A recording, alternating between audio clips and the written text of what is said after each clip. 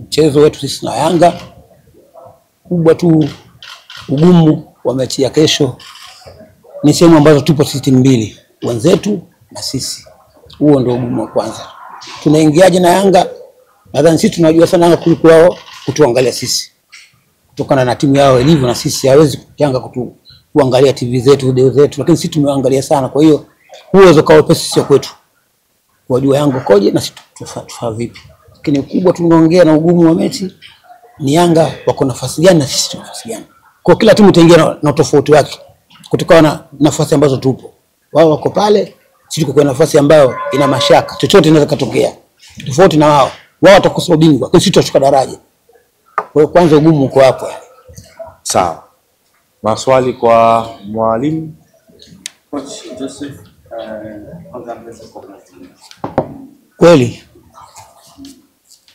unajua kila mechi ina uchezaji wake na timu unaipangaje kutokana na mechi ambayo umetoka na ambao unaenda kucheza. Huo ni uzoefu ambao tupo, lakini ndio kwanza tumefanyia kazi. Kwa sababu unaposhinda unajua adui yako pia anaweza asije kwako kujua kumbe watu nao pia wanaweza wakafunga. Kwanza ni hicho. Mapungufu watu tunajua na tumeona, ndio kwanza tumefanyia kazi. Lakini si huko tu kwenye kuscore, hata kwenye kudefend vile tufanya kazi. Kwa sababu unaweza ukafunga huko nako ukafungwa. Kwa hiyo tumeingia kama timu. Kwa nini tunafungwa tutakufungwa? Kwa nini tunakosa magoli? Tunataka kushinda. Kwa sababu utakapoweni yeye pia anaweza asije kwenu. Kwa hiyo tunafanya kazi katika uwanja wa mazoezi.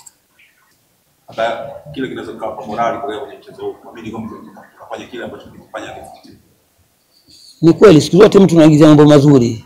Huwezi kufikiria mechi ya kufungwa. Unapowini kwa nini nimeshinda? Basi mengi unaweza ukayarudia. Kwa kuwa huyu na yule kidogo hawa kwa mapacha. Nilifanya nini mimi nikatoka draw, nilifanya nini kawini? Unaweza kurudia. Japokuwa sio lazima.